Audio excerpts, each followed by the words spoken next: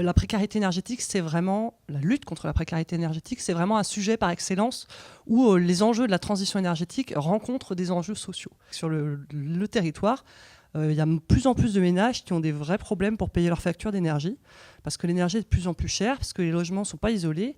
Et qu'est-ce qu'on fait? Parce que nous, tout seuls acteurs de l'énergie, on ne peut pas travailler là-dessus. On doit travailler avec les travailleurs sociaux qui rencontrent ces ménages. On doit travailler avec les professionnels de l'habitat qui peuvent engager des rénovations. Et donc, on a commencé à travailler sur le sujet de la précarité énergétique, qui ne portait pas encore ce nom-là à l'époque, pour essayer de faire justement travailler ensemble ces travailleurs sociaux, ces gens de l'action sociale, les gens de l'énergie et les gens plutôt du monde du logement, de l'habitat.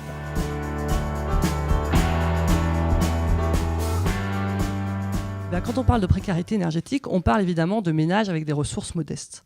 Je vous ai mis un petit graphique qui montre ressources modestes d'une part, et puis aussi combien je dois dépenser de mes ressources dans mes besoins pour vivre correctement dans mon logement. En 1979, les études datent un peu, tous les ménages, quelles que soient leurs ressources financières, dépensaient à peu près 25% de leurs revenus dans leurs dépenses de logement. C'est-à-dire les loyers, mais tout ce qu'on appelle les dépenses préengagées ou les dépenses contraintes, qui sont l'énergie, les charges d'eau, les factures de téléphone, aujourd'hui les factures pour la box Internet, parce qu'on ne peut plus vraiment vivre sans la box Internet, les assurances, voilà, tout ce qui, de toute manière, dans notre revenu, est déjà parti, à peine l'a-t-on touché, parce que c'est des dépenses qui sont incontournables. C'était 25% à peu près des ressources des ménages en 1979. Et on voit qu'il y a eu vraiment une explosion de la part de ces dépenses contraintes dans le budget des ménages modestes après les années 2000, où on est presque à 50% de leurs ressources qui passent de toute manière dans ces dépenses contraintes, alors que pour les catégories les plus aisées, c'est resté plutôt des dépenses assez stables, autour de 25% toujours. Donc ça pose la question du reste à vivre, et notamment dans ces dépenses contraintes, la question du poids des dépenses d'énergie qui explose, parce que c'est une des deuxièmes composantes de la définition de la précarité énergétique, c'est l'évolution du prix des énergies en France.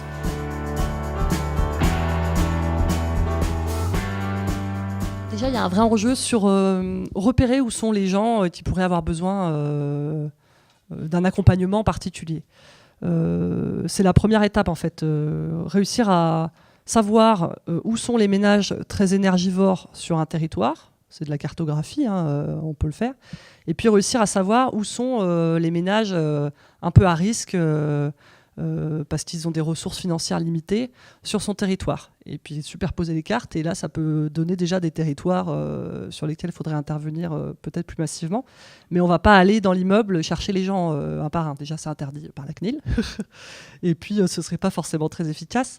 L'idée derrière, c'est d'aller voir aussi qui sont les acteurs, notamment associatifs, présents sur ce territoire, et qui pourraient aider à détecter les gens et à les faire rencontrer quelqu'un qui pourrait les aider.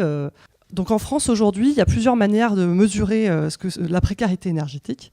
Il y a plusieurs indicateurs qui ont été définis par l'Observatoire national de la précarité énergétique, qui est un observatoire qui a été monté en 2010. Donc c'est vrai que les connaissances sur le sujet sont assez récentes.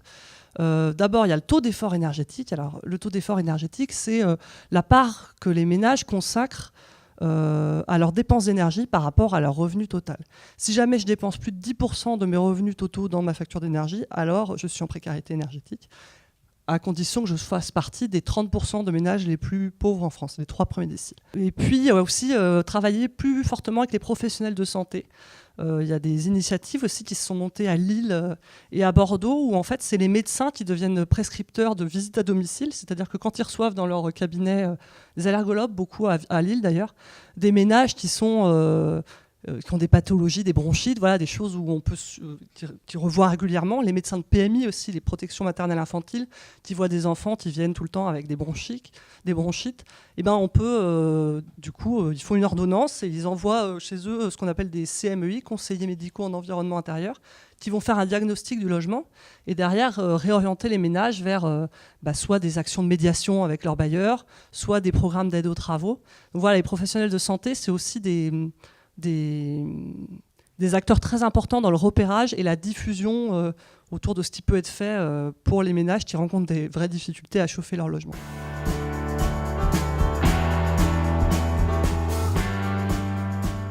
Il faut vraiment prendre tous les enjeux autour de la rénovation énergétique des logements, non seulement comme des enjeux environnementaux, mais aussi des enjeux sociaux très forts, et puis des enjeux économiques aussi. Il y a vraiment des rentrées d'argent et des vrais gains pour l'État, pour la société, à isoler, rénover le logement.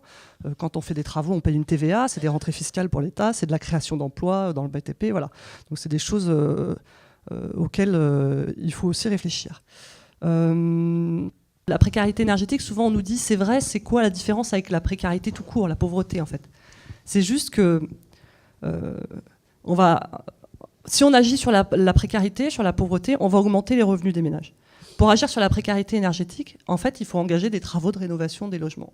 Il faut engager un plan massif de rénovation des logements en France, au bénéfice en premier lieu des plus modestes. Et d'ailleurs, la précarité énergétique, elle est largement mentionnée dans la loi de transition énergétique, puisque cette loi fixe comme objectif, sans en donner pour l'instant les moyens, de rénover chaque année, à partir de 2017, 500 000 logements, dont la moitié au bénéfice des ménages modestes. Donc le lien est fait quand même. C'est-à-dire que si jamais on n'y prend pas garde, la transition énergétique, elle servira qu'aux riches. Si jamais on ne prend pas vraiment la mesure des enjeux pour les ménages précaires et qu'on ne fait pas attention de mettre la focale aussi à un moment donné sur les plus pauvres d'entre nous, ok, on va faire la transition énergétique, ce sera merveilleux, mais en fait, on va laisser de côté 5,6 millions de ménages, ce qui n'est quand même pas rien.